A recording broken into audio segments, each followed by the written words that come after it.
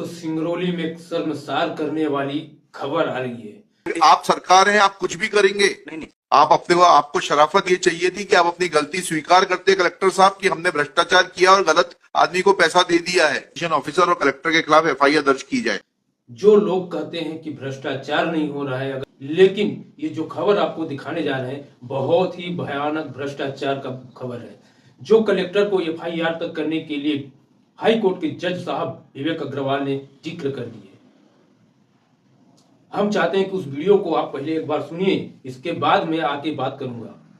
Persons agree in the apportionment of the compensation. The particulars of such apportionment shall be specified in the award, and as between such persons the award shall be conclusive evidence of the correctness of the apportionment. Apportionment किसके बीच में होता है? वो sharers के बीच में होता है। पर ये बताइए, इनके रिलेटिव थे और इनके सहमति से घर बना था। ये सब बेकार की बात। ये कानून की आपने नई बात बता दी है। नहीं, मैं आगे जो निवेदन कर रहा हूँ साहब, मेरी पूरी बात सुन लें। कानून बताइए आप मुझे, ये सब बातें छोड़ दीजिए, कानून बताइए।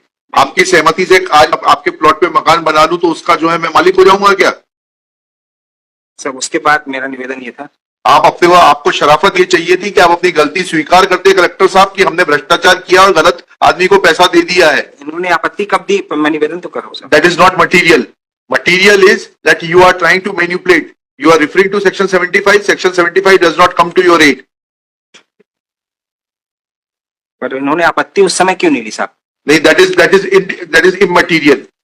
उसके बाद आपत्ति आप सरकार हैं, आप कुछ भी करेंगे। नहीं, आप तो ये बता दीजिए मुझे, आप अपना एक टेस्टिफाई करिए, उनकी आपत्ति छोड़िए कि किसी की जमीन पर जिसपे उसका नाम नहीं है दाखिल खारिज, आप उसका मकान मान के उसको कंपनसेशन दे देंगे। तो इस तरह के बहुत सारे प्रकरण हुए साहब। तो बहुत सारे हुए तो सबकी जांच कराइए। This is a fit case. This is a fit case for CBI inquiry. Sir मेरा निवेदन ये था। नहीं, अभी सिर्फ कलेक्टर से इतना पूछ लीजिए, इनका पैसा इनको ब्याज के साथ लौटाने की व्यवस्था कर रहे हैं कि वो यहाँ से एडवर्स ऑर्डर चाहते हैं? पूछ के बता दीजिए 4:30 तक। मेरिट पर चाहिए, मेरिट पर you have no claim and I direct कि लैंड एक्विजिशन ऑफिसर और कलेक्टर के खिलाफ एफआईआर दर्ज की जाए for misappropriating the government amount. Singrauli में साहब मैं निवेदन कर रहा था। सिंगरौली में खुला भ्रष्टाचार है। डेट ऑफ नोटिफिकेशन के बाद साहब वो लैंड बढ़ जाती पार्टीशन। हमें नहीं मालूम उसके बारे में, we are not concern with it. Law is very clear. Date of notification पे जो होल्डर है उसको कंपनसेशन मिलेगा, उसके बाद क्या होता है वी डोंट नो। और आपका कलेक्टर इतना कानून नहीं समझता है तो उसके खिलाफ एफआईआर होगी। मैं बता दें 4:30 बजे बता दीजिए। इनका केस ले लीजिए, वर्मा जी का। बैठे जैन साहब? जैन साहब बैठे, चले गए? ठीक है, जाने दीजिए। ठीक।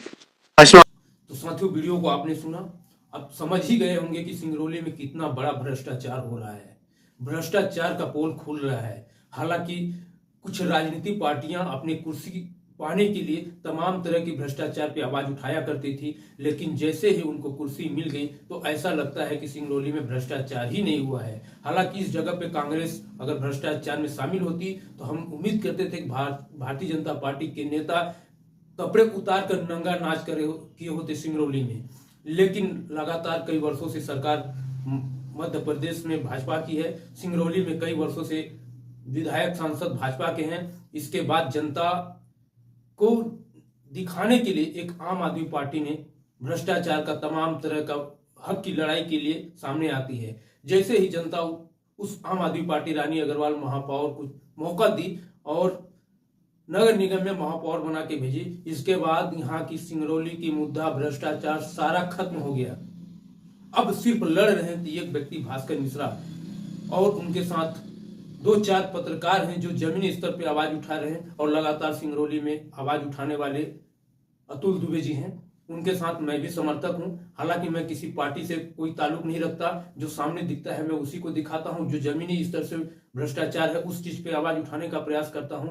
लेकिन इससे बड़ा क्या प्रमाण चाहिए सिंगरौली के लोगों को। लेकिन एक आपको कहावत याद करा देना चाहता हूं कि बेबी को बेस पसंद है, उसी तरह सिंगरौली वालों को मनोरंजन पसंद है। सिंगरौली वालों का हक छीना जा रहा है, अधिकार छीना जा रहा है, कोई बोलने वाला नहीं है, नहीं तो जनता इस पर आवाज उठाने वाली है, क्योंकि उनको सिर्फ मनोरंजन पसंद है।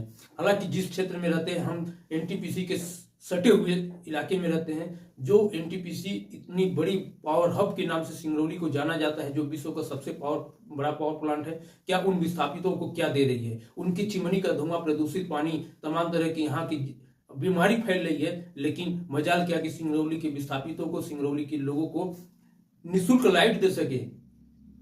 ये मुद्दा जब आम आदमी पार्टी जब नगर निगम में महापौर नहीं बनी थी तो ये जरूर मुद्दा उठा करता था, लेकिन जैसे ही महापौर बन गई ये मुद्दा उठ गया। इसके बाद बीजेपी के राम निवास विधायक हैं, जो चुनाव से पहले हर घर एक रोजगार देने की बात किया करते थे, वो भी मुद्दा खत्म हो गया, क्योंकि वो विधायक बन चुके हैं। अब आवाज नहीं उठाएंगे, 5 साल तक आवाज नहीं उठाएंगे, ना ही इन कंपनियों से हो रहे भ्रष्टाचार पे बोलेंगे।